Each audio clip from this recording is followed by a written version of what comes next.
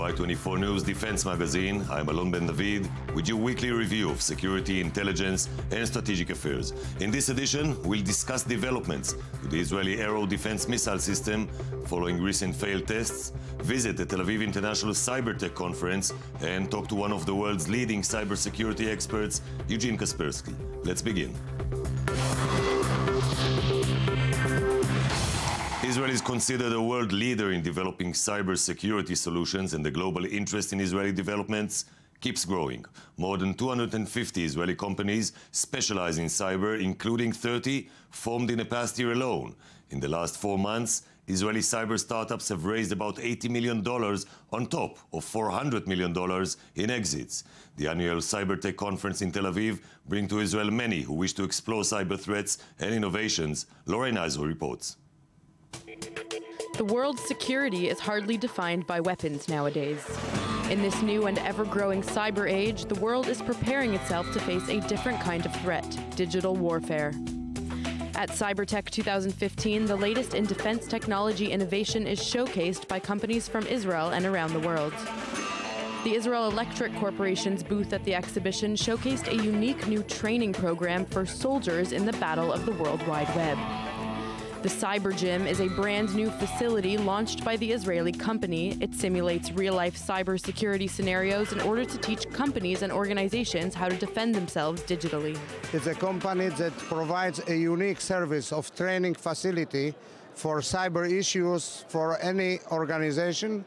It's based on what we call real simulation system. So actually you have full simulation of the system with real controllers and software system in this facility. It's actually meant to train all security phase because the simulation is built according to the needs. Another Israeli company, Israel Aerospace Industries, showcased a data-gathering platform for one of the world's most powerful digital tools, social media. We are showing here some sensors to gather intelligence from the social networks, from the cloud-based services, and from the air, and we integrate them all into centers. Social media such as Facebook, Twitter, we monitor and we gather intelligence from them. While Israeli companies took the spotlight at the exhibition, impressive companies from all over the world came to show off their contributions to the battlefield of the future. We are now joined from the conference by Eugen Kaspersky, CEO of Kaspersky Labs and the leading expert on IT security solutions. Mr. Kaspersky, thank you for joining us. That's a pleasure. Looking at the attack on Sony Corporation, how sophisticated was it? Unfortunately, we don't have a hard data. And according to the facts we know, that was maybe not too complicated attack. And we still don't know, was it inside attack or was it external attack? It could be combination. So we're still waiting for the technical details. Unfortunately, we still don't have it in our hands. So how would you define the attack and the counter-attack conducted against North Korea? Was that a cyber war? That's a good question of definition. What is cyber war, what's hacktivism, what's cybercrime? Actually, I think it depends who is behind the attack. If there are just individuals, that could be hacktivism or cybercrime or maybe cyber terrorism. If there are states behind the attack, that's cyber war. What effect do you think it will have on the security of large corporations? Well, after every attack of such a scale, the enterprises, the governments, they are more and more aware of the cybersecurity issues. Well, the reality is that the different industries and different enterprises, they have a different level of their awareness. And the companies and industries which were already attacked, they are much more serious about cybersecurity. And unfortunately, the situation is getting worse and worse, and more of them, they are very, very serious thinking about the improving security, investing more into the IT security, looking for the experts, looking for the new technologies and solutions.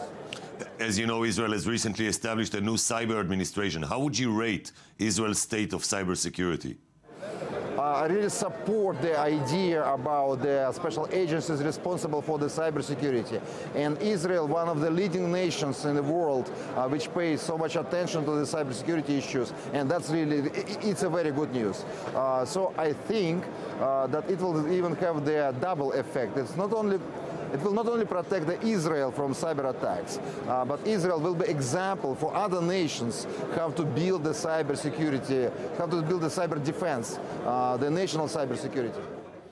There have been recently speculations on your association with Russian intelligence. Could you tell us what are the connections between Kaspersky Lab and FSB? Well, actually, the intelligence and FSB, they're two different organizations, two different groups. And FSB is mostly responsible for the cyber security, cyber defense. They investigate the high-profile criminal attacks or espionage attacks on Russia. And we have a very same level of relationship with FSB like with many other nations in the United States, in Europe, in Latin America, in many other nations, including Israel.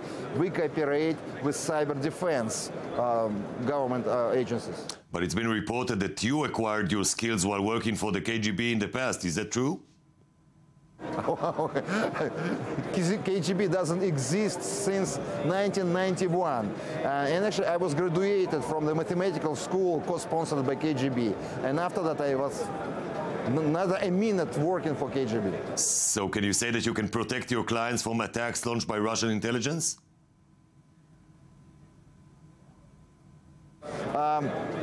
Technically speaking, when we see the attack, when we see the malware, we don't ask the malware, are you Russian? Or are you from Israel? Or are you from United States? We just detect it and we protect our customers from any kind of attacks which we recognize. Thank you very much, Mr. Kaspersky. Bye-bye.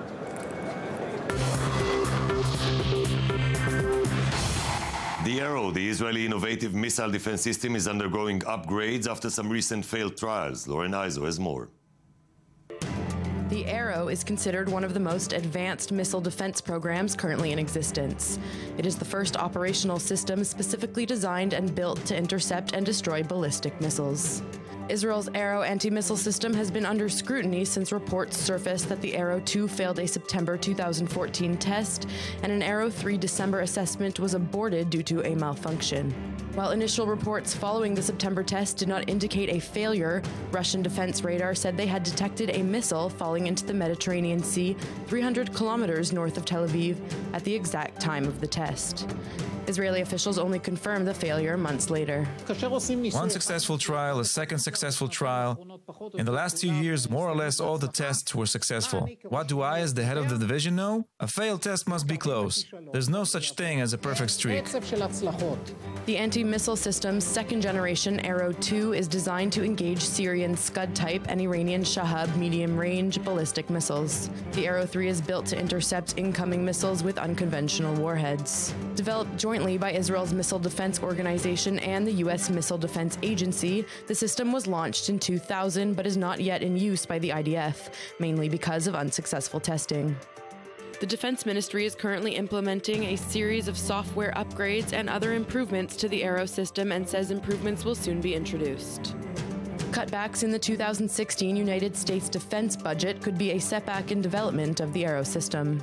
The U.S. Secretary of Defense insists cooperation between the two countries remains a high priority for the White House. This is a very important ally to us, our most important ally in the region. I've been doing this a long time, and we have a relationship that close with the Israeli defense forces, and that needs to continue, and missile defense has to and will continue. Israel is pushing for more than $475 million in funding for missile defense in 2016, but could run into trouble if Congress does not ease budget caps. And we are joined now in the studio by Colonel Aviram Chasson of Israel's Missile Defense Organization. Thank you very much for joining us. Let's talk about the recent test, begin perhaps with the earlier one of the Arrow 2 in September. What exactly happened there? Well, the Arrow 2 is operational since the year of 2000. And we do still keep enhancing the system and check that it will be available and ready for each and every threat. Therefore, we are enhancing the system rapidly and daily almost, especially now when we see all the events in Syria and we have a lot of lessons learned and we have to implement it.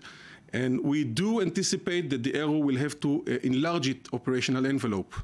Therefore, we installed a lot of changes in the missile. We had to test it against future threats, not current threats.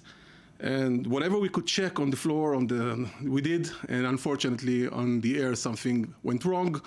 We nailed the problem, we found it, we fixed it. The problem was inside the new block of hardware? Yes. The problem was in the new block, so the operational system still operational and still valid for the all current threats. I do believe that we nailed it, and it will be ready to install within the next few weeks. But there was some kind of engagement between the arrow and the target? It was very close, but we didn't find any evidence of fragments in the target. So the target fell as a whole? Yes, it is. Now let's move to the other test that you conducted with the Arrow 3. What went wrong there? Well, it seems that it's when something went wrong, it keeps getting wrong. The Arrow 3 has a high altitude interception, therefore we need a very clear Middle East. And in order to reduce the risk, we must use a low debris target, which will not spread debris all over the Middle East. How far away is this conducted from the shores of Israel? Very far from the shore and very far in space. So it might pose a risk for ships traveling through the Mediterranean? Exactly. And in order to reduce this risk, we had to develop a special target that have a low debris upon interception. And this target failed to be on the accurate place as demanded by the operational conducting the test. And therefore, we had to abort the test. And we called it as no test. So there was no interceptor launched in this? There was no interceptor launch since the target was not on the accurate place it's supposed to be upon how we planned the test. What bearing did the first failure had on the operational arsenal of Arrow missiles? Nothing at all. Nothing at all. It's a brand new block. It's for future capabilities. The system is fully operational now. What kind of capabilities are you trying to reach? I mean, at the same time, you are developing the Arrow 3 to deal with more long-range targets. What are the changes that you install in the Arrow 2? Well, if you are now checking what's happening in Syria, you can see all kinds of new threats. Some of them are cluster bombs. Some of them are diverting during flight. We have to make sure that the Arrow missile will know how to deal with these threats if they will come from longer range in a faster speed. It seems that you missile defense people are getting tons of information from the Syrian civil war. How fortunate it is, yes, we do. We do learn a lot. There's a lot of launches there, and we do keep track and see whatever happens there. We try, we analyze it, and we install a lot of changes since then. How soon will you test the Arrow again? First time that we can. If it's up to me, maybe tomorrow. We are ready for the test. Are you ready for the next one? Yes, we do. Now we have priorities. We need to go back, first of all, and do the Arrow 3 test. And right afterwards, I hope to do the Arrow 2 test. So first an Arrow 3 test? Yes, that's the basic plan. Against a long-range target? Against some kind of target. It's still not the range. What's the issue? The issue is still a low debris target. That's what's special now. And afterwards, there'll be a longer range target. What will be the division of missions between the Arrow 2 and the Arrow 3? Who will deal with who? Well, it's a layer. It's a matter of layers. The Arrow 3 will provide you more options of interception, meaning you will be able to intercept the threat farther and higher. And if it will miss, you will assess you will do the BDA, the check. If you did intercept the target, then you will be able to shoot another one. And afterwards, if both Arrow 3 missile will miss, which I hope will not occur, then you have two options for Arrow 2. So shoot, look, and then shoot again. And then shoot by Arrow 2. How much interest does the Arrow get from international customers? There's a lot of interest. However, it's a joint program with the US. Therefore, each and every connection should be authorized by the United States. We are not authorized to deal the Arrow system without their approval. Now, I know this is not exactly your responsibility, but I wanted to ask you about the second layer, David Sling. When do you expect to present an initial operational capability? Well, the David Sling is keep pacing toward the IOC, initial operational capability. We do keep on pace, and I hope that by the end of this year, the Air Force will accept the system and start do its steps in order to prepare it for operational deployment. So when would Israel would have a full alignment of 4 layers? I hope by the end of this year, probably the beginning of 2016, but it's pretty much close. Colonel Hassan, I want to thank you very much for coming to our studio. Thank you very much. And we end this edition with a sneak peek at the Israel Navy's 4th Dolphin-class submarine, ISS Tanin, means crocodile, expected to become operational within weeks. Foreign publications claim that the Israeli Dolphin submarines are capable of carrying nuclear weapons and constitutes Israel's nuclear second strike capability.